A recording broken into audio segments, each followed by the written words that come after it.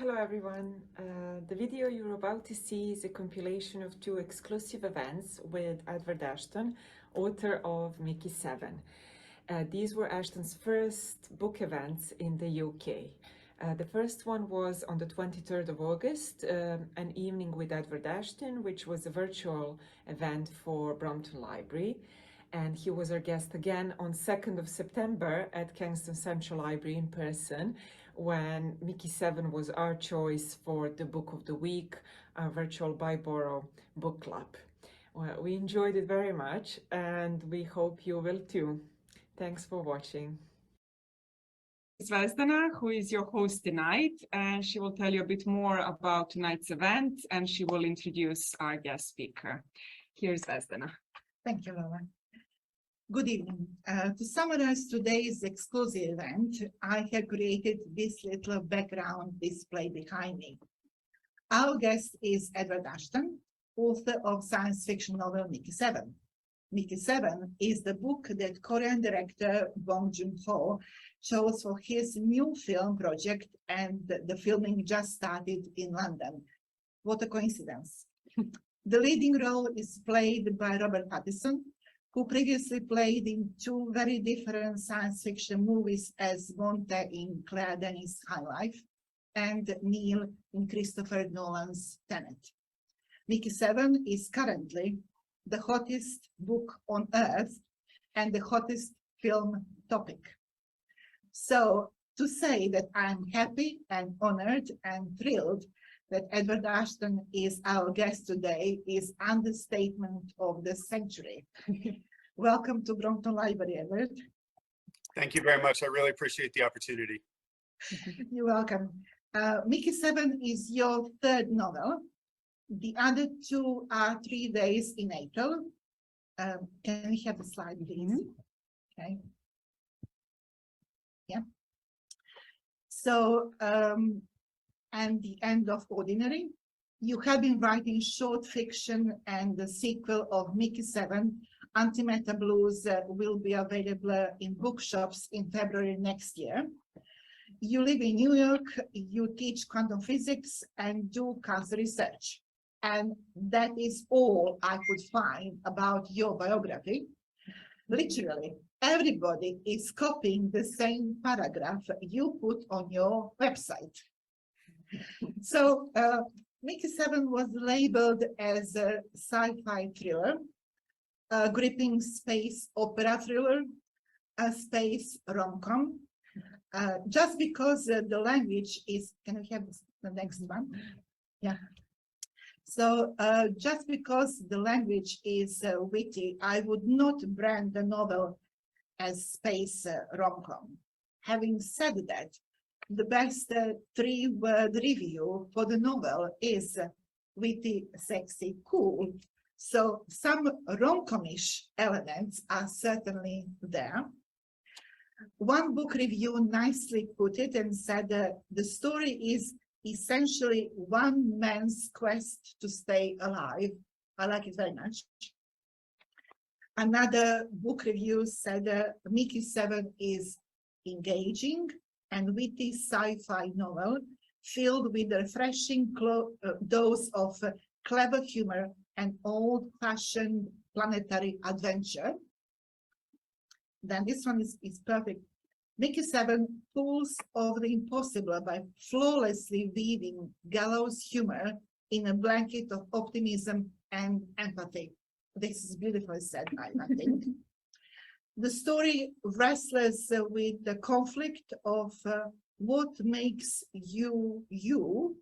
If you were to be duplicated with all your previous memories, it asks, are you really the same person? Which touches on the ship of Theseus thought experiment. And also dealing with the essential philosophical issues. What does it mean to be human? And what is the value of human being? All these issues are present in your novel. So novel can be read on different levels. So let's hear from Edward. You wish to start with the reading from the novel, so please do.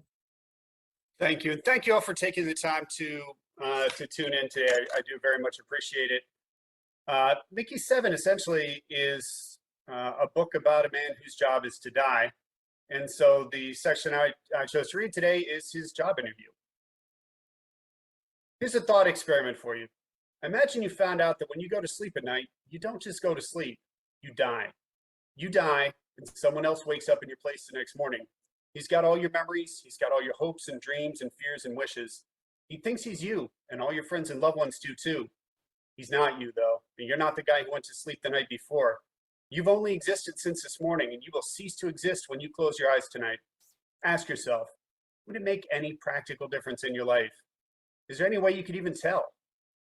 Replace go to sleep with get crushed or vaporized or set on fire, and you pretty much got my life. Trouble in the reactor core? I'm on it. Need to test a sketchy new vaccine? I'm your guy. Need to know if the bathtub absinthe you cooked up is poisonous? I'll get a glass, you bastards. If I die, you can always make another me. At this point, you may be wondering what I did to get myself designated as an expendable. It must have been something awful, right? Murdered a puppy, maybe? Pushed an old lady down a staircase? Nope and nope. Believe it or not, I volunteered. The way they sell you on becoming an expendable is that they don't call it becoming an expendable. They call it becoming an immortal. That's got a much nicer ring to it, doesn't it? I don't want to make it seem like I'm an idiot. I knew what I was getting into, more or less, when I put my thumb to the contract. I sat in the recruiter's office back on Midgard and listened to her entire spiel. Her name was Gwen Johansson. She was a tall, heavy-set blonde with an expressionless face and a voice that sounded like she spent most of the morning swallowing gravel.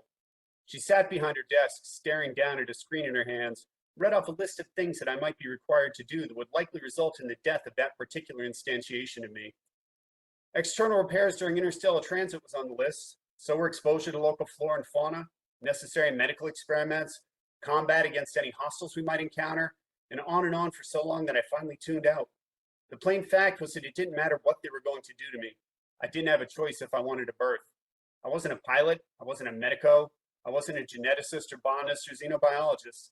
I wasn't even a spear carrier. I had no practical skills of any sort, but I really, really needed to get the hell off of Midgard, and I needed to do it quickly. This was the first colony ship we chartered since our own landfall 200 years prior, and signing on as an expendable was the only way I was going to win passage. I knew that once I submitted my tissue samples and let them run my upload, I'd be first in line for pretty much every dangerous to suicidal job that came down the pike. What I didn't really grasp, even after hearing Gwen run through the entire litany, though, was how many dangerous to suicidal jobs there actually are on a beachhead colony, and how often I'd be called on to perform them. I mean, you'd think that we'd use remotes to handle most of the seriously stupid stuff. Stuff like exploring possibly unstable crevasses filled with possibly carnivorous local fauna, just to pick a random example. That's what they did on Midgard, which is why I thought this posting might actually wind up being pretty soft. Turns out, though, that there's a whole range of things, mostly involving lethal doses of radiation, but extending to other abuses as well, that a human body can actually tolerate for a significantly longer period than a mech. And there's a whole other range of things, mostly involving medical experiments and the like, that a mech can't do at all. Moreover, an expendable is actually a lot easier to replace on a beachhead than a mech is. We won't have any kind of serious mineral extraction, let alone heavy industry, for a long time to come. Any metal lost is lost for good until we can get that stuff up and running. The raw materials they need to make another one of me, on the other hand, just require us to get our agricultural base online. When Gwen was done listing off all the awful things that might happen to me, several of which actually have happened to me, of course, she leaned back in her chair, folded her arms across her chest, and stared at me for a long, awkward moment. "So," she said finally, "does this really sound like the sort of job you'd enjoy?" I gave her what I hoped was a confident smile and said, "Yes, I think it does." She kept staring until I could feel little beads of flock sweat forming on my forehead. Have I mentioned that I really, really needed this gig? I was about to say something about how I'd always been comfortable with risk-taking, how I was confident in my ability to stay alive in the most challenging circumstances, when she leaned forward and said, "Are you a total, irretrievable moron?" That set me back for a moment. "No," I said, "I don't think so anyway." "You heard what I said, right? The whole list?" I nodded. "So when I said acute radiation poisoning, for example, you got that. You understood that what I meant by that was that you might well be called upon to perform duties that result in you being deliberately exposed to a lethal dose of ionizing radiation. You understood that subsequent to that, you would develop a fever, skin rashes, blistering, and eventually that your internal organs would more or less liquefy and leak out of your anus over a period of days, resulting in what I'm led to believe is an exceedingly painful death. All of that was entirely clear to you. I nodded. Couldn't think of a more elaborate response. Gwen looked up at the ceiling for a long while. When she finally looked back down at me, I got the feeling that she was disappointed to see me still sitting there. So tell me, Mr. Barnes, what exactly do you find appealing about the position on offer? She set her elbows on the desk then and rested her chin on her hands. Well, I said, I mean, even if I got killed once or twice, I'd basically be immortal, right? That's what you said. She sighed again, louder this time. Right. You're a moron. Ordinarily, we try not to discriminate, but the problem in this case is that the mission expendable is actually an extremely important posting for a colony expedition. Even a mind as simple as yours obviously is takes up an almost inconceivable amount of storage space. Prepping you for backup is an enormous investment of resources. If you take this position, yours will be the only downloadable personality and the only biological pattern that your colony will carry. That means that if things go badly, you may find yourself the last living thing aboard the Drakkar, solely responsible for the welfare of thousands of stored human embryos, among other assets. Is that really a burden you're willing to accept? I gave her a nervous smile. She stared me down for what felt like a long time, then leaned back in her chair until the front legs lifted off the floor, folded her hands behind her head, and returned her attention to the ceiling. Do you know how many people we've had apply for this particular position? She asked finally. I said, no? Guess, she said. We've had over 10,000 applications for berths on this expedition, all told. 600 atmospheric pilots alone have made inquiries. Do you know how many berths we have for atmospheric pilots? I know the answer to that question now because Berto's mentioned it about 1,000 times since we boosted out of orbit, but I didn't have a clue at the time. 2, she said. We've had 600 pilots apply for 2 goddamn slots. And these are not weekend pilot randos. Every single one of those 600 would be eminently qualified for the job. Miko Berrigan applied to head up our physics section. Can you believe that? I shook my head. I had no idea who Miko Berrigan was, but apparently he was hell on wheels physics-wise. I've since learned that that's true. I've also since learned that Miko Berrigan's kind of an asshole, but that's not really relevant to the story. The point is, Gwen said, we have had our pick of the litter for this expedition. As I'm sure you're aware, it is a tremendous honor to be selected for a beachhead colony mission, one that most people never even get the opportunity to try for. If we wanted to, we could fill every berth on the Drakkar with someone with 1 green eye and 1 blue one, and still have a fully qualified crew. She brought her chair back down onto the floor with a bang then, and leaned across the desk toward me. I had to force myself not to flinch. Which brings me back to our expendable, she said. Do you know how many applications we've had for that slot? I shook my head. You, she said. You were the only person who has stepped forward to fill this particular berth. We were seriously considering asking the Assembly for authority to conscript someone when you walked through my door. Now I can see from your standardized test scores that you're not actually a completely stupid person. In fact, it says here that you're a historian? I nodded. Is that a job? Actually, I said, it is, or at least it used to be. The study of history isn't every scrap of known history available to anyone at any time? I nodded. So what exactly makes you more of a historian than me, for example? Well, I said, I've actually bothered to access a lot of those scraps. She rolled her eyes. And someone pays you for this? I hesitated. I suppose it's technically more of a hobby than a job? She stared me down for 5 seconds or so, then shook her head and sighed. In any case, the post you're applying for right now is not a hobby. It is most definitely a job, one which, if you take it on, you will never be able to relinquish. And what exactly does the fact that nobody else on this entire planet wants this job tell you, Mr. Barnes? She looked at me as if she expected some kind of response, but I honestly had no idea what to say. Finally, she rolled her eyes again and slid a bioprint reader across the desk to me. I pressed my thumb to the pad and felt a tiny prick as it nipped off a DNA sample. She took the reader back and glanced down at the display. Can I ask a question? I said. She looked up at me. Her expression was unreadable. Sure, why not?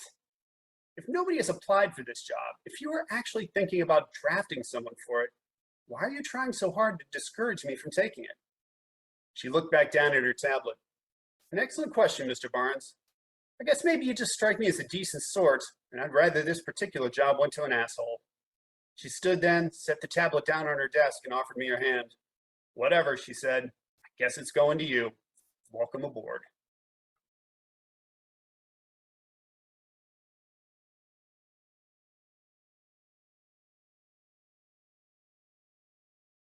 That's Mickey 7. As I said, it's a book about someone whose job is to die, who doesn't really want to die. Eventually, he figures out that maybe this wasn't the best idea he ever had as the book progresses and things get worse and worse for him. This is something that I wrote beginning in 2014. I finished the draft in 2019, and it was originally picked up for publication in early 2020. It's done remarkably well, all things considered. You can see I have two different covers on the screen here. The one on the left is the North American cover. The one on the right is the UK cover. It's also been picked up for a number of other foreign translations, which is, as if you know anything about publishing, is a really great thing for an author. So I've been pretty excited about that. Mickey 7, as Zvezdana mentioned, see if I can get this to advance. It's a book that has a number of philosophical underpinnings. It's not a philosophy text. It's not a science text. But it does have those bits and pieces to it inserted into what I think is a sort of a fast-moving, entertaining story. One of the main philosophical underpinnings to it is a problem that people have been chewing over since the mid-1700s, which is called the teletransport paradox. This is most familiar to people from the TV show Star Trek.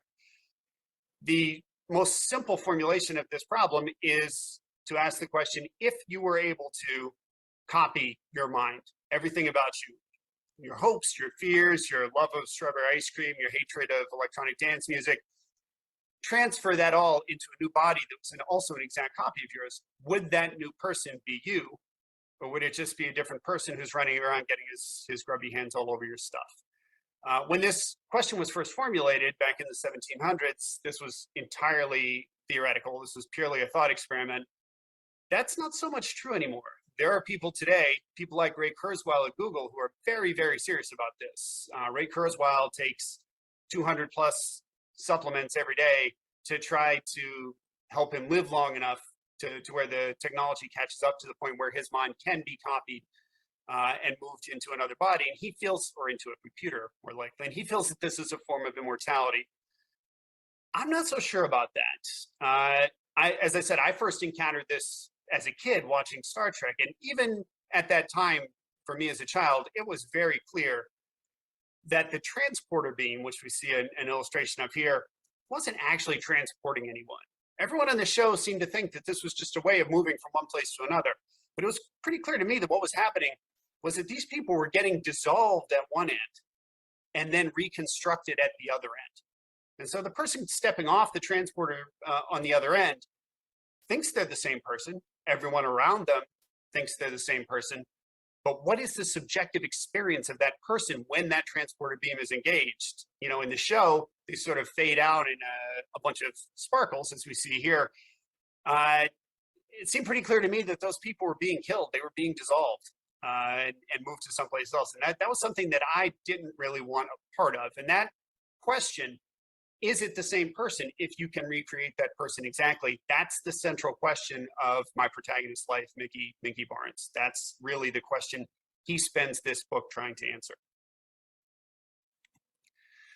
Now, the other problem that I address has been around for even longer, and that's the ancient philosophical question of the ship of Theseus. And as Zvezdana mentioned, this was first formulated by Plutarch several thousand years ago.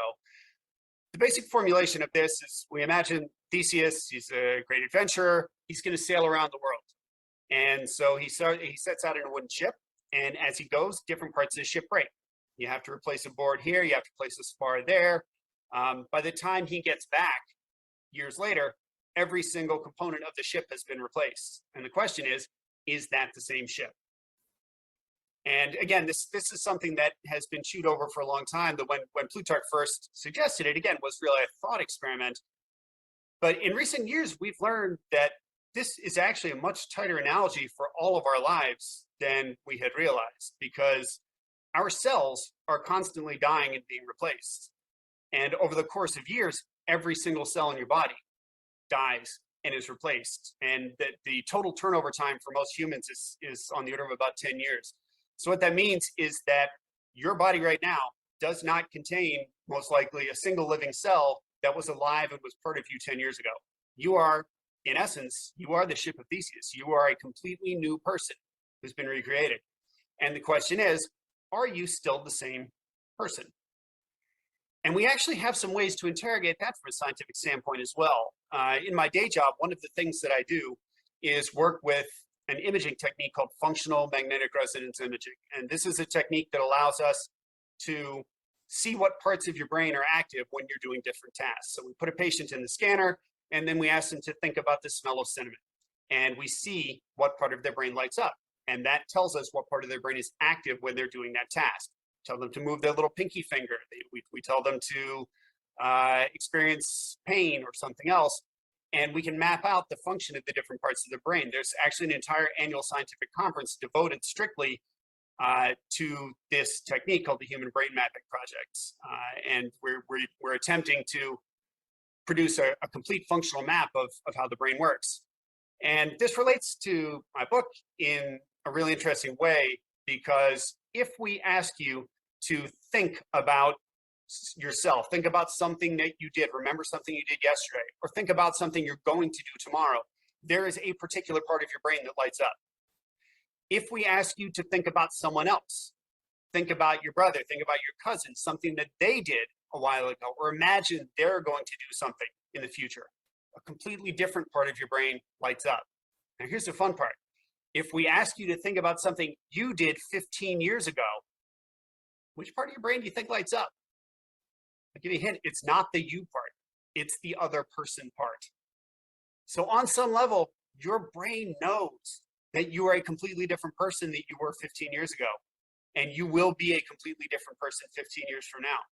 That's one of the reasons why, if we look at things like public service announcements for getting people to stop smoking, for instance, back in the 80s, they used to do these advertisements where they would talk about how, you'll get lung cancer when you're 60, when you're 70, if you smoke cigarettes.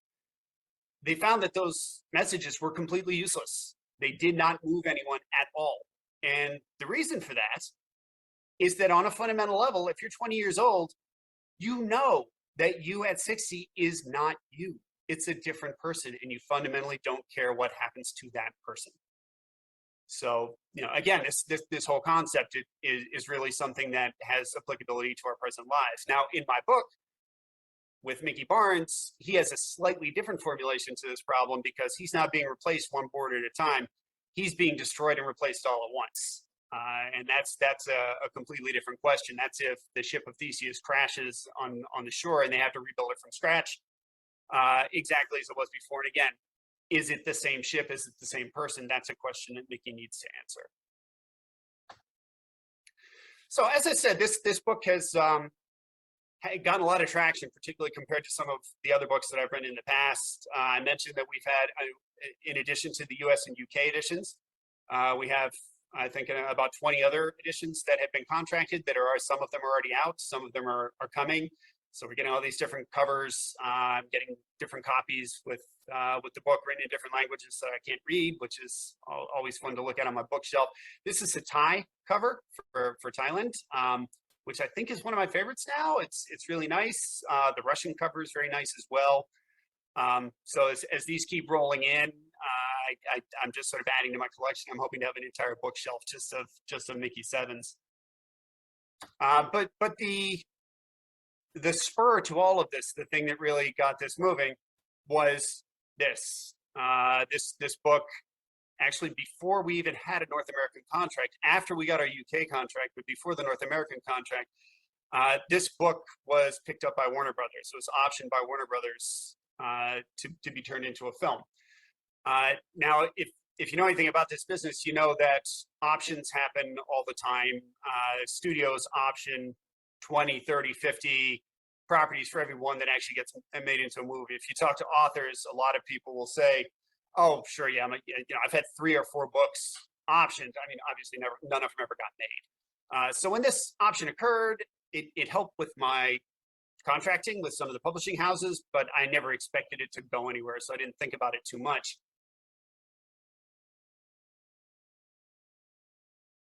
In particular, in ways that I will never understand, the book wound up in the hands of this guy, Brad Pitt, and his partner Jeremy Kleiner at Plan B Productions, and they liked the book. They thought it was interesting, and they decided to option it. And again, it's, to me, it's unfortunate that so much of our culture has been outsourced to the movies, basically to TV and to cinema.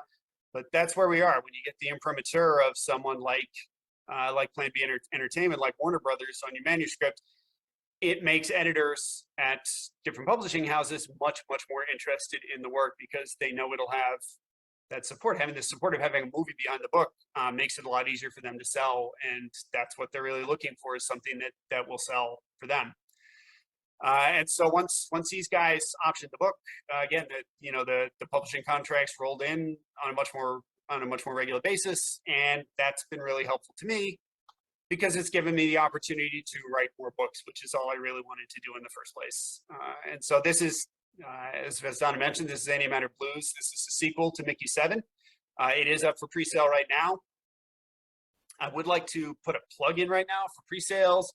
I don't know if this isn't obvious if you're not in the publishing business, but publishing houses, kind of like movie houses, they take on more books than they can necessarily afford to put heavy marketing behind. And so some books and some authors get sort of heavy marketing support, and some get sacrificed to the demon god Baal. That's just sort of the way it goes.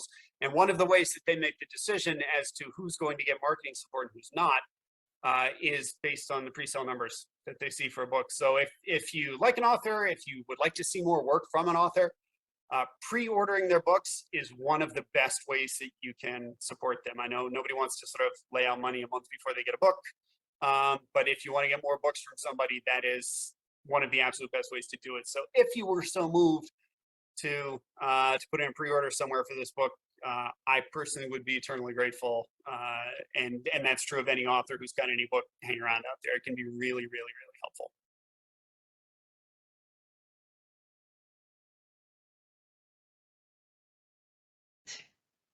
Mickey 7 is, I mean, the sort of one line tag for it is it's a book about a man whose job is to die. That's essentially the life of the protagonist of this book. His name's Mickey Barnes. He's an expendable. So this book is set about 1,000 years in our future, in a time when we have developed the technology to permit the printing of a human body and the imprinting of a recorded mind, a recorded personality into that body. And this, of course, could be seen as a form of immortality. If you die, you can have a new body printed, you can have your memories and your personality recorded and passed into that body, and you're alive. You're still here. So I've been playing with this concept for a while. It's actually been the subject of a couple of short stories that I wrote some years ago.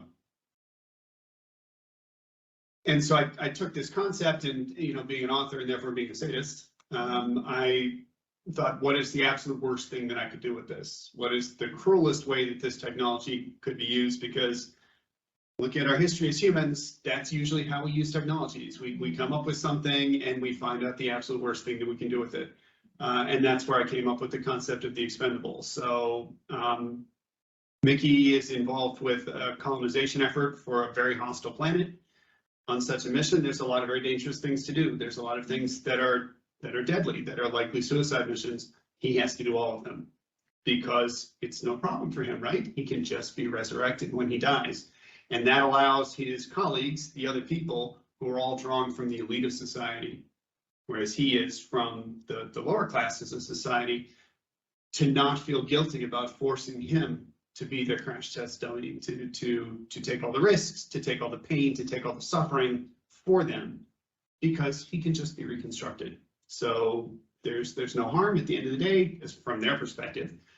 And the issue that Mickey has is that he's discovered after dying 6 times that this is not really immortality. This is actually just a sort of a form of eternal torture. And the sort of crux of his life is the question, when he comes back out of that printer, is that really him?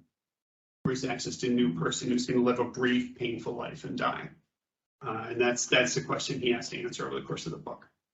It's quite interesting how you managed to create that narrative of Mickey 7, because as the plot progresses, this isn't a spoiler, I hope, but it's kind of like, does he remember anything as much from his previous lives? You start to realize he questions with his friend, is it Romero? The second. Roberto. Roberto. And he not quite develops this paranoia, but he's definitely a bit dubious whether or not he's been uploaded at the most current version of Mickey. So that's quite an interesting aspect. Well, that is the twist, is that the only memories that he gets back are the ones that had been recorded before he dies. And so the last thing he remembers every time he comes back is the last upload that he did. And he doesn't know what happened to him after that. And so, and again, one of the dilemmas he faces is his immediate predecessor, Mickey 6, died in a way that he doesn't understand. And he's been told what happened to him, and it becomes clear as he goes in that what he was told is a lie. And so something happened to Mickey 6. He doesn't know what it is. It was something awful. And he really wants and needs to know, because that could affect what's going to happen to him. And again, I guess as well, when you're reading the book, it's like, it's sort of uncovering, is it Mickey's choice of what's been uploaded for him to remember, or the external characters who are helping construct what does the new Mickey know and understand. So all those plot holes, all the mysteries that continue, that's really Exactly. good. Right? They want him to believe that it's his continuous memory over the course of the entire course of his life, because that's how they can convince him to continue doing what he's doing. But at the same time, they have motivation to manipulate what he actually remembers and what he knows, because they want him to behave in certain ways. And he is he's sort of helpless in this, because once that last memory is recorded, again, he has no way to know what happens between that period and the time that he dies. So how it came that Mickey Barnes applied for such a job? What did he do to actually deserve this kind of fate? The issue that Mickey has on the planet where he lives originally, he lives on a planet called Midgard, and this is set in future where, to a certain extent, it's almost a socialist utopia. All of the economy is automated. They have factories that produce everything that they need. There's material abundance. But for someone like him, he's not a scientist. He's not a politician. He's not an entertainer. He's not an actor, an orator. There's nothing for him to do. And he finds himself, the government provides people in his station with a subsidy, a sort of a universal basic income. So he has no problem with getting food or being able to live or having a place to stay. But as he puts it, I couldn't figure out a way that the world would be different if I stepped off my balcony one morning.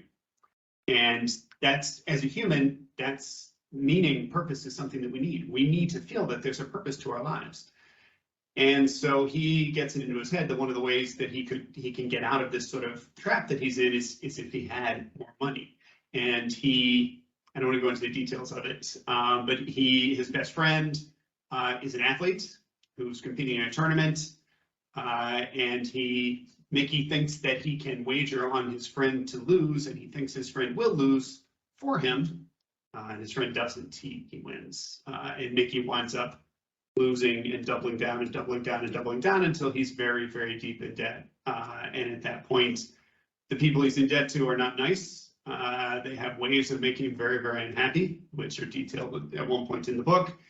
And so he needs to flee. And the only way to flee in this case is to sign on for this expedition to colonize a new planet. And it's very difficult to get into this sort of an expedition, particularly if you don't have any skills, if you're not a soldier or a pilot or something else. And the only role available to him is to volunteer to be the expendable. And he doesn't really understand what that means when he signs on to the mission. By the time we open the book, he knows what it means, and he realizes he's made a terrible mistake. But at that point, this is a job that you literally can never leave. You can't escape it. You can't even die to escape it. There's no way to get out. Once you've signed on, this is you for eternity. And that's, again, that's sort of the dilemma that he faces. Yes.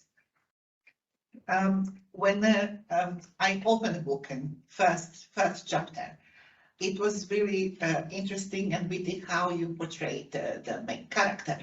So you have a Mickey 7, Mickey Bars, just on one routine expedition of checking the perimeter around the dome. And basically, because he's not paying attention where he was walking, he was looking about some kind of boulder.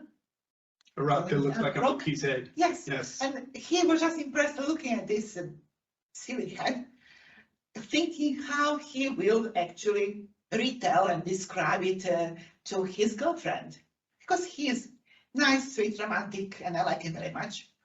So, but not doing his job properly, he just fell into the deep hole. So he thinks that he will die. Berto, the same guy who actually caused him this death, yes, is not coming to pick him up because it's too serious, too dangerous, too whatever, although it's his best friend over there in the hall. The girlfriend would come, and on that mission they had only 2 pilots, and they are here with the main character. So you would maybe think that because he doesn't want to die, he would risk them to get saved, but he would not like to risk his girlfriend, because he's so, I think, very nice human being and in love. And that's, yeah, that's the problem he faces, is that he would risk Berto's life. Yes. But Berto won't, and that's probably why Mickey would be willing to risk Berto, because Berto is not actually that great of a friend, as it turns out. But yet he would not risk. He's not willing to risk Nasha. Yeah. And there's actually a fun story from where I got the idea for him falling through that hole, because he was looking at a monkey head. It's life experience, isn't it? Yeah, it is. We fell into our ditch one day, didn't Not we? exactly. I'm a backpacker. That's one of the things I do. So I've walked over 1,200 miles on the Appalachian Trail, which is a trail that runs the crest of the Appalachian Mountains in the eastern United States. Just by myself, sort of, walk 25 miles in a day, lie down in the middle of the trail in a sleeping bag, go to sleep, wake up the next morning, walk some more. And so I was doing this some years ago, and just like Mickey, sort of looking at, there was a cliff face, and I was looking at it, not really paying attention to where I was going. I didn't fall in a hole. I tripped over a bear cub, a black bear cub. Oh, Which it's adorable. but then mums. But they gonna come with and mothers, chase you. yes, and I did not think about, I saw it and I looked, and I remember looking down at this cub and thinking, that's the cutest thing I ever saw. And then, I don't know if you've heard an angry bear before, but they actually, they bark. It's almost like a dog barking, but 15 octaves deeper Oh my. and much more terrifying. And I looked up, and I maybe 30 feet away, I see this bear. And I mean, as I remember it, she was maybe 12 feet tall, 10,000 pounds at least. I mean, that may not be completely accurate, but that's how it seemed to me at the time. And she barked, and then she charged. And I don't know if you've ever had an apex predator sort of barreling at you at 30 miles an hour, but it's a frightening experience. But being the experienced woodsman that I am, I took 2 steps backward, tripped over a rock, fell flat on my back with my 40-pound backpack on, at which point I'm essentially like a turtle in the middle of the trail, unable to get up. I'm a buffet table for the bear, basically. Yeah. Fortunately, she realized at that point that I was a danger to no one but myself. And I don't know if bears laughed, but she probably laughed at me and collected up her cubs and went off into the woods. But that experience stuck with me, and that's what I was thinking of when I wrote that scene. Just how you can be doing something very serious and you just get distracted. You forget where you are, you forget what you're doing, and bad things can happen really, really quickly. My goodness, what an experience that escalated from looking at. Yeah, it escalated quickly. It escalated very quickly. Thank heavens you came off unscathed. Yes, that's I was very pleased with myself once I gathered what little dignity I had left and collected myself up and made sure I hadn't soiled myself or anything. Yeah, I was very pleased that I was still in one piece. No one was around to see. No one this. was. Oh, I see. No, thankfully. So it's not like a fishy tale. The fish was like this and then the fish was like this. The bear was probably about 400 pounds, not really 10,000, and maybe 4 feet tall at the shoulder, not 12. But as I said, it looked a lot bigger at the time. Later on, we read that he is historian, and because we are here in the library and most of the people here are related to library in some sense, we would be probably considered completely useless on that. But it's really interesting how he later on, without discovering anything about the plot, how actually his understanding about what is going on, what is happening, and why something is happening, it's much more real, much better than for most of scientists, people around him. Mm-hmm. Why did you choose Mickey Seven to be Mickey Barnes, to be historian? Well, that's an interesting question. Actually, one of the reviews, I've gotten a lot of nice reviews. I've gotten a few not so nice reviews. One of the not so nice reviews for this book, the reviewer was quite upset because she thought that I was disparaging the liberal arts because other people describe him as being useless, as being a historian, and that being a useless thing. Why would you do that? And so apparently the reviewer thought that I was taking the point of view of these other people who were disparaging Mickey, and that's how I felt. That is a 180-degree misreading of the point of the book and the point of that, because as you point out, it's Mickey's understanding of history that lets him correctly understand the situation they face with the creepers at the end of the book, where no one else does, because he knows what's happened in all these other situations, in all these other colonies that have failed. He knows how they failed and why they failed, and he sees that coming for his colony as well, where none of the other people, the scientists, the politicians, see it coming because they don't have that base of knowledge. I'm a big proponent of the liberal arts. I think they're great. I did an English major in college in addition to my engineering degree because I think liberal arts are really important. So that was not my feeling, but also from a practical perspective, I wanted to be able to bring in a lot of the history of the human species to that point in terms of the other failed colonies, because that gives background to what's going on Niflheim. And I'm writing this from the first person. And so my narrator, Mickey, has to know this stuff to be able to tell these stories. And if he were a plumber, it wouldn't make sense for him to know like what happened to the people on Asher's world or what happened to the people on these other planets. So if I make him a historian, he understands. He would naturally understand this stuff, know these stories, and be able to tell them. So. Yeah, good point. And also when he is discovering and talking about the history of the diaspora and saying what is actually happening, what were the reasons for these civil wars. And I couldn't help it, but just reflect on our own histories for the last 2,000 or more years. Mm-hmm.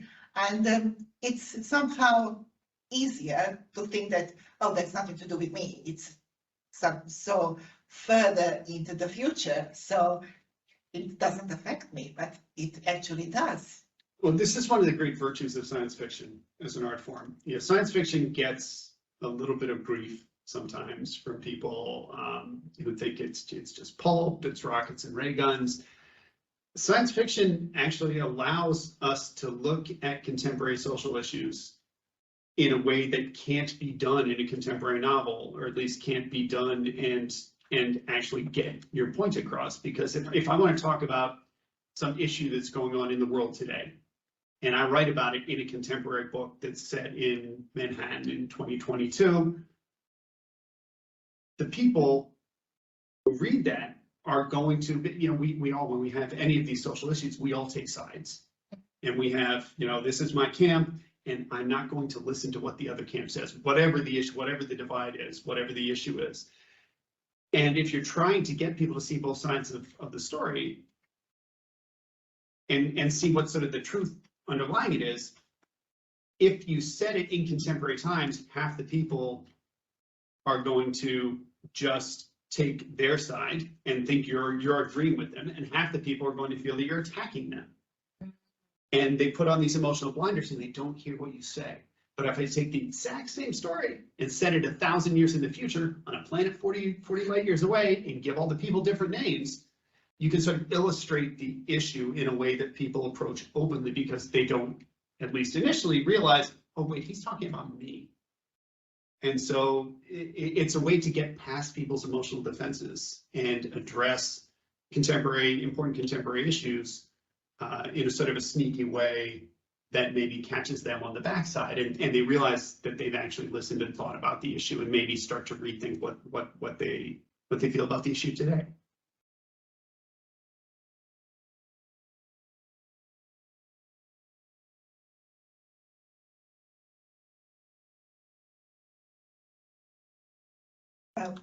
I think we came to a crucial question now.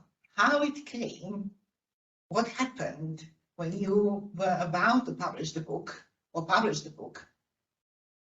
All this happening, all this snowballing, what's going on? Well, yeah, I mean, this was a very strange sort of sequence of events that led me to where I am now. So, as you mentioned, this is my third novel. It's not actually, this is my fourth novel. So my first novel was 3 Days in April. That was written in 2015. My agent sold that to HarperCollins. It did pretty well. It sold about 10,000 copies, which for a debut novel is not bad. That's a reasonable showing. It was good enough for HarperCollins to give me a contract for a second book. That was The End of Ordinary. The End of Ordinary did not sell so well. It sold fewer than 1,000 copies, which is not good. That is not what publishers like to see. So my third book, I gave it to my agent, and HarperCollins said, we are not really interested in this because the last book had not sold. And he took it around to a few other places. They also were not really interested for the same reason. And so I had to have a sort of a tough conversation with my agent where he said, you know, this book is kind of an albatross around your neck. I don't know that I can sell another one of your novels. Maybe you need to just write some short stories for a while, write under a pseudonym. Maybe we'll figure something else out. And I said, okay, but you know, I have this fourth book. It's already 3/4 finished. I'd like to just finish it and let's see what we can do. I don't want to just put it in a trunk. And he sort of reluctantly said, okay. And that was Mickey 7. So I finished that book, and he took it around, and it got some interest. Not so much in North America, but in UK, Michael Rowley, Rebellion Publishing, was interested in the book, and he put in a bid for it. We had a couple of other people make offers on it, and we decided to go with Rebellion, which is great. Rebellion's a great publisher. They're a mid-sized publisher. I'm really happy with the work that they've done. I just spent the whole day on Wednesday with Michael, actually walking around London. He's a wonderful, wonderful person. But if it had ended there, we would have, I mean, it sold a few thousand copies over here, and we would have sold a few thousand copies, and it would have been one of the several thousand books that got published over here in the last year, and it would have been a drop in the well, and that would have been that. And maybe I would have gotten another book, and maybe I wouldn't. But however this happened, and I don't know how this happened, shortly after we signed with Rebellion, the book wound up in Brad Pitt's hands. And I don't know how my agent managed this. I assume that he is a wizard of some sort. But he managed to get this done, and for whatever reason, Brad was having a good day. He hadn't eaten something bad that day for lunch and felt grumpy, and he liked the manuscript.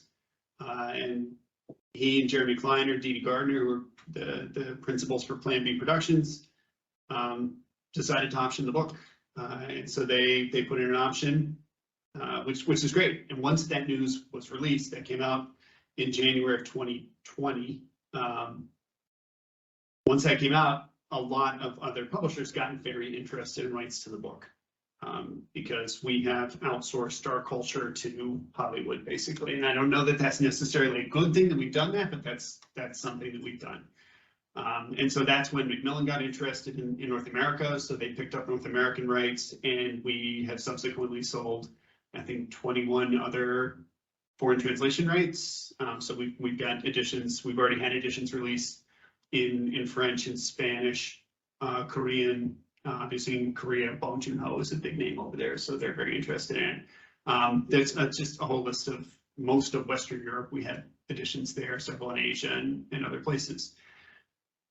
And again, that probably would ordinarily have been as far as it goes, because these studios option, 9, 10, 20 properties for every one that ever actually gets made. If you talk to authors, lots of them will say, well, sure, I've had options on several of my books. None of them got made, obviously. But then earlier this year, I was sitting at my breakfast table and I was eating, and my phone dinged, and it was my agent. And it was just a link, and it said, you should click on this. And I thought this was a phishing attack. Somebody's gonna pick over my phone or something, but he's my agent. He usually doesn't get hacked. So I went ahead and clicked.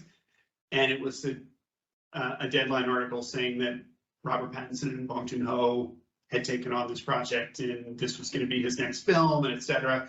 And my wife looked at me across the table and said, "Oh my God, who died?" Because my face just turned completely pale. I think pale would have been normal. I sat there and stared at my phone, and then I wandered around in a daze for about 2 days, I think, and didn't hear anything that anyone said to me. And then I sort of accepted the new reality that I moved into and went on from there.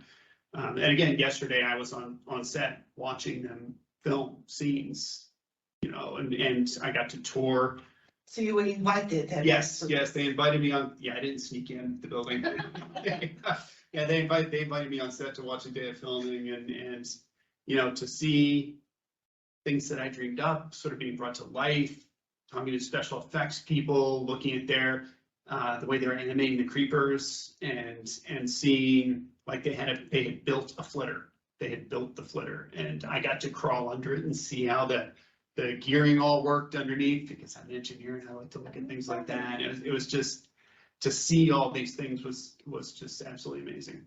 It was really amazing, and it made me very excited for the film. I mean, I think that Director Bong really has captured the spirit of the book, and I think it's going to be an amazing film. That's the first thing that we can hear about the filming, and that's it, basically. Yeah, It's a great film. Yes, it'll be a great. Yes, as we were talking about earlier, I did sign a non-disclosure agreement before I went on set that was pretty stringent. I'm not allowed to say really any details about the plot, or about the actors, but anything else that I saw there. They were pretty strict about that, except to say, yeah, it was really impressive, and I think it's going to be wonderful. But it was impressive. It was very impressive. Yes, I'm not dissembling about that at all. No. It was incredibly, and it's so humbling that there are hundreds of people like dedicating months of their lives to bring this to life. And I don't even want to think about how many millions of dollars being invested into this. Yes. To bring this book that I pulled together to life. It's humbling, and it's exciting, and a little difficult to believe.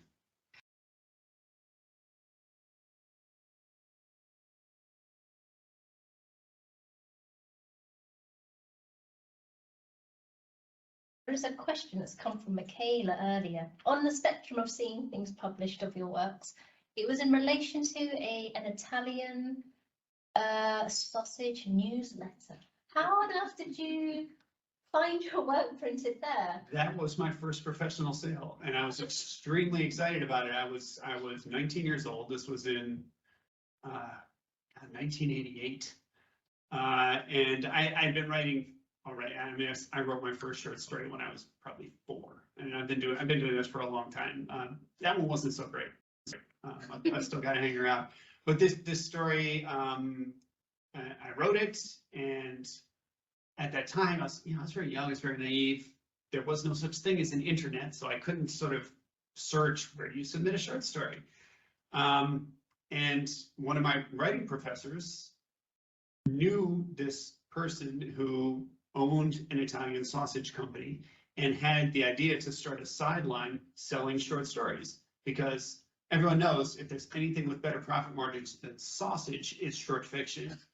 And so he tried to start this company called the Story Company, where he would sell these little pamphlets with short stories in them for $1.50 each through their company newsletter, which I thought was just a brilliant idea insofar as he bought my story and gave me a giant pizza in exchange, which was, at the time as a 19-year-old guy, I thought was the absolute greatest thing. I got a 3-foot by 3-foot pizza in exchange for the story. And I learned later that if you have money, you can buy many pizzas, but that wasn't as clear to me. That wasn't apparent to me at the moment. So I was really excited. I actually, 3 of my best friends came over and we ate this gigantic pizza together. And I thought it was an absolutely fantastic thing to get for a short story.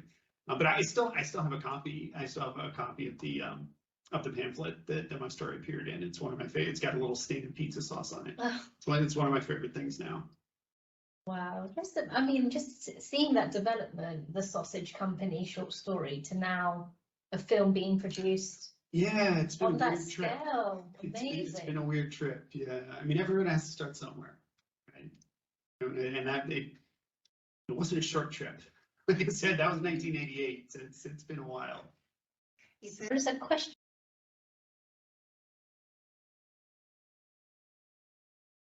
I actually really like this question from Barbara. She says, would Edward prefer to write books than his teaching job career? What do you prefer? Maybe your students are watching. Be careful. I like them both. I don't think I could be one of these people who spends 10 hours a day writing. I can't imagine how I could stay focused at it for that long. I feel like I work very well. Writing with an hour here and an hour there, working around the other things that I do. I do a lot of other stuff. I'm building a house right now, by hand. I do my teaching. I do cancer research. I don't know, maybe I just have attention deficit problems, but I like to bounce from thing to thing. So I don't think I would be happy just writing 24/7 as a job. Okay, so something from Stefanos, he says, why isn't sci-fi closer to higher literature? I only know Doris Lessing's Canopus in Argos archives. Do you know any other good sci-fi books like Lessing's? I always recommend Ursula K. Le Guin.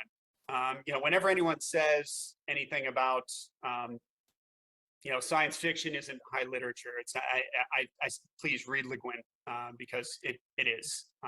She was a brilliant writer. She would have been an absolutely brilliant writer if she had chosen to write about 18th century England or whatever else she wanted to write about. She was just a brilliant writer. And there are tons of other examples as well. I think some of the things that Clifford D. Simak wrote, not all of it, but some of it holds up extremely well.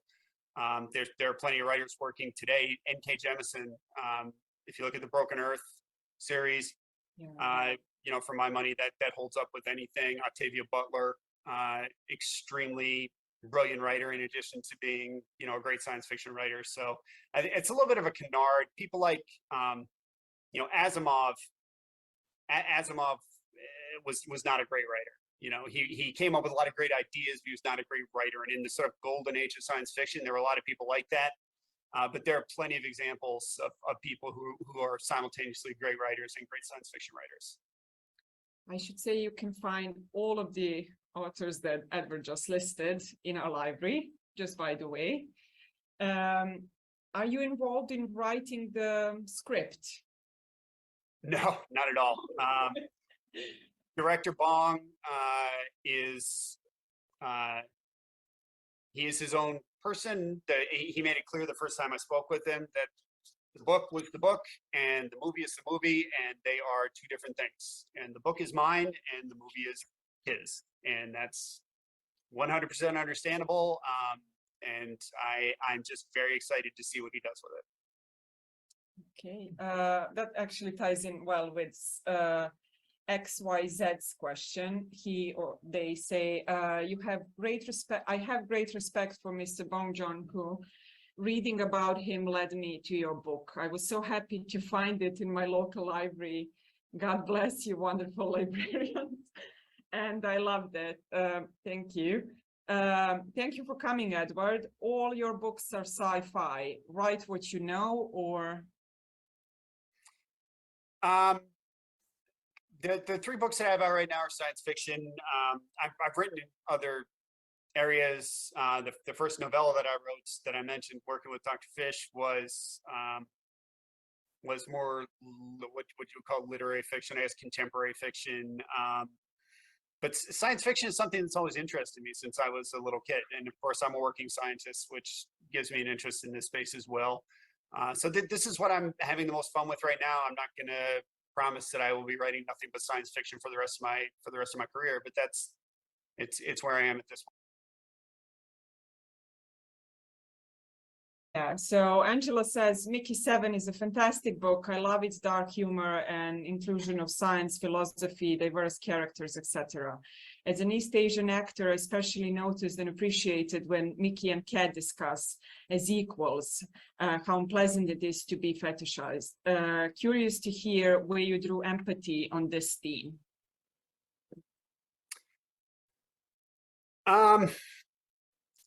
That's a tough one.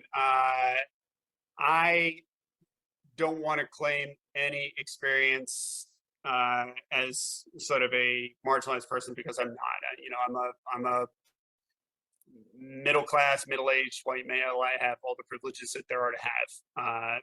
But I would like to think that I am a relatively empathetic person. I have a diverse group of friends. I talk about these kind of issues with them, and I do try to project myself into what it would be like to be in that sort of a situation. And I certainly don't do it perfectly, but I did try to sort of capture what those feelings would be. And like I said, I don't want to claim that that's due to any experience of mine. That's just me sort of projecting what that would be like. Okay, yeah, thank you. I just wanted to ask, because you mentioned that you have been invited on set to London to observe some of the filming of Mickey 7 at the end of this month. So there are two things. One is that we have a question from Robert Pattinson Worldwide from Christine Riley, and I promised to her that I will ask her a question. So that relates to your visit. Are there plans, it says here, are there plans for you to meet with Robert Pattinson to collaborate about Mickey 7, the inner workings of the advices and suggestions about his character, or any kind of, tips that you can give to him? My plans with Robert Pattinson and with the movie set in general are to be as silent as a mouse and completely inobtrusive, and hope that no one throws me out of the building. That is my hope. I just want to see how this. I've never seen a movie being filmed. I want to see how a movie is filmed, and I don't want anyone to yell at me. That is what I'm striving for in this experience. If Robert Pattinson were to come up to me and ask me a question, I would do my best to answer him. But I think the possibility of that happening is roughly the same possibility of my hair regrowing. So I'm not going to be too Oh my God. But you never know. Yes. So in one of your talks, you mentioned that you were asked which chapter you would particularly like to keep in the film. So can you tell us about that, please? Yes, Director Bong, when I first spoke to him about the project, did mention that he would let me choose something from the book that I wanted to make sure was. He made it clear that you know, I wrote a 350-page novel. He's writing a 120-page script. There's a lot that's going to go. That's just the way it is. Visual medium is different than the written word. It's going to be different. But he said, if there's something that you feel is key to this story that you really want in there, I will honor that. And he did not have to do that. And I am eternally grateful that he did. And I chose chapter 19. Those of you who have already read the book probably know exactly why I chose that chapter. If you haven't, when you get there, I think you'll understand.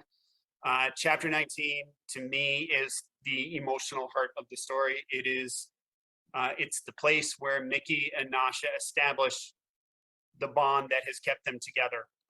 And it really carries over into the next book, into Any Matter Blues, very strongly. So to me, that was the heart of the story, and it had to be there.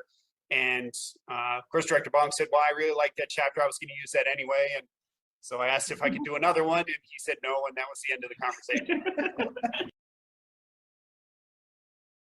Social media, bloggers, or dedicated sci-fi fans helpful in increasing your visibility?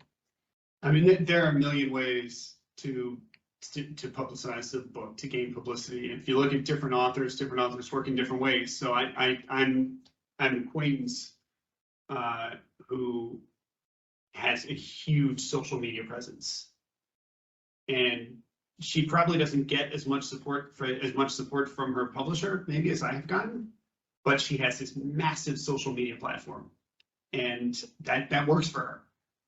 That wouldn't work for me. I'm not the sort of person who's gonna tweet 50 times in a day, or has like all these little witty bon mots that I'm gonna throw out onto the internet for everyone to consume. I'm not that person. So every writer has to find the method that works best for them. For some people, social media is great, and they're able to promote themselves in that way. Some people work better through live appearances and live performances. I personally feel like I do better in live appearances than I do on social media. Maybe you might disagree at this point. I don't know. Some people of course get massive financial support from their publishers. Typically, you have to already have sold a few million books before that starts to occur. So that's something maybe we can aspire to that we haven't quite achieved. Well, I would say I definitely, we touched upon this earlier, I definitely fall in that category of people sometimes who only discover really like good gems once it's already in a filming process. Sometimes the trailer is even out and then I race to get the book and read it all before I then watch the movie, for me to then like compare and contrast my own way I've envisaged the book versus what's come out through the director's creative process. So I'm sure I'm not the only one who does that. So I reckon definitely when the film gets released as well, let alone us promoting for you, of course. Right. So you're going to get definitely a lot of your name is going to be up there as a writer, people to look to, even more so when the film is out. Yeah, I'm very hopeful that you know, as the film, as you say, when the trailer starts to get released and things like that, that's hopefully the linkage is maintained with the book and people are able to identify with the book. We'll make sure of it. On our appreciate social media platforms, we'll make sure. But if you look at different movies and different books, there are different levels of connection. So for instance, if you look at The Martian, right? The Martian the movie, The Martian the book, same title, they came out at very similar times. Obviously, I think the Martian movie really helped to fuel the massive success of the book, The Martian. But, and do you recall a movie called Total Recall? Yes. Yeah, so it was a pretty successful movie, right? Were you even aware that it was based on a book called We Remember It For You Wholesale? No. Probably not, yeah. No. And I'm strongly suspect that the sales of We Remember It For You Wholesale did not improve when the movie Total Recall came out. Now, the author obviously got a giant check for being, you know, but I doubt that in that case it probably helped. I don't know, I haven't checked his sales numbers, but I doubt that it helped his sales numbers very much, because there really wasn't that, other than the little subtitle at the beginning of the film that says based on We Remember It For You Wholesale, because the title was so different. And honestly, the plot was completely different too. It was such a different thing. I doubt that it helped the sales of the book very much at all. So I'm hoping that my book is more towards the Martian model and less towards the We Remember It For You Wholesale model. But you know, we'll have to see. Are you allowed to reveal that the title will be the same for the film? No. I can neither confirm nor deny. Okay. Can I just ask a quick question? Because it's interesting to say about change of title. Because obviously Blade Runner was originally called Do Androids Dream of Sheep? Have I got that? Electric Sheep? Have I got that right, Anton? Electric Sheep, yeah. Yep. That's it, yeah. So it's interesting, you know, it's a strange title, which if you saw on a movie, you think, what? And then as you say Blade Runner, it's snappy and quick and yeah. Yeah, but that also was, those are both Philip K. Dick novels. Do Androids Dream of Electric Sheep and We Remember For You Wholesale, those are both Philip K. Dick. He was a big fan of these sort of long, obscure titles, and which I think is probably why the movie versions of his books, they chose totally different titles, because that would not be suitable for a film at all. I personally feel like Mickey 7 is a pretty snappy title. Yeah. I hope that my friends at Warner Brothers agree, but we're going to have to wait and see when it comes out. Yeah. No, I think Mickey 7's short, snappy and straight to the point, you know. Lola? I don't have any questions. I just want to thank Edward for coming and to wish him safe travels back tomorrow, and come and visit us again when you're famous. Thank you. And if you want to bring- that. And if you want to bring any of the cast back with you, more than happy to meet them. I'll be sure to invite Robert to join me next time. Oh. Absolutely. First invitation has to be to Zvez. And then this comes back to sort of the way I write. I don't have detailed plans for everything. There's something sort of in my amygdala or something that comes up with these ideas and bubbles them up to my conscious mind, and I don't really have a lot of control over it. It does what it wants to do. And I had just finished my fourth book, the one that didn't sell, that still lives in a trunk somewhere. And it just sort of came to me, oh, that's was supposed to happen in Mickey 7, I see. And just the rest of the plot just sort of laid itself out in front of me. And so I picked it back up, and I finished writing it in, it's been about 4 months to go from that point to have the complete finished novel. So it's a mysterious process. I sort of live in dread of that well just shutting off one day and not giving me any more things to do. So To quote Tenet, it's the twilight world. yes, it is. The human brain is a very strange thing. It is an absolute mystery how it operates. Is right. And like, I've looked inside a lot of brains. And it's, you know, I've looked at them structurally, I've looked at them functionally. I have no idea how they work. I certainly have no idea how mine works. It just does what it wants to do. For the last meeting, I didn't ask the question, but that was actually my initial thought. When you read crime novel or even Shakespeare's tragedy or comedy, you don't need particularly to know everything about Renaissance life in England or in Verona, or to know everything about forensic scientists and laws in different countries. So you don't need to be well informed before starting to read a book, which is completely different when you read a science fiction novel or you watch science fiction movies. And it looks like you're expected to know much more. So when you think about the audience, what do you expect the audience should know? I don't expect my audience to know anything. That's, you know, I think if you're writing just for scientists, you're going to have a hard time in terms of finding an audience, because there's not many of them out there. There is sort of a hardcore science fiction audience out there who really likes super technical stuff. I don't like reading that kind of stuff, and I don't want to write it. I started out writing contemporary literary fiction. That's what a lot of my early stuff was. I moved into science fiction just because I'm a scientist and I find this stuff kind of interesting, but I would like to think that I brought some of that aesthetic with me, where my stories are about people and they're about relationships between people. This book is about the relationships between Mickey and Nasha, between Mickey and Berto, between Mickey and Marshall.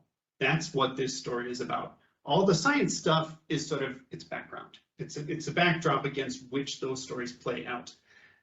If you look at somebody like Andy Weir, he's writing about science, right? He's really, if you read Project Hail Mary, which was a great book, he was really like, he got this idea for these little bugs that like eat stars, and he just took that and ran with it. And he really thought about what the physics behind that would be and how it would play out and and how he could use this to build a story. That's not how I operate. I start out with people, the relationships between people, and then I build the science stuff around it just to be interesting and because it's kind of fun.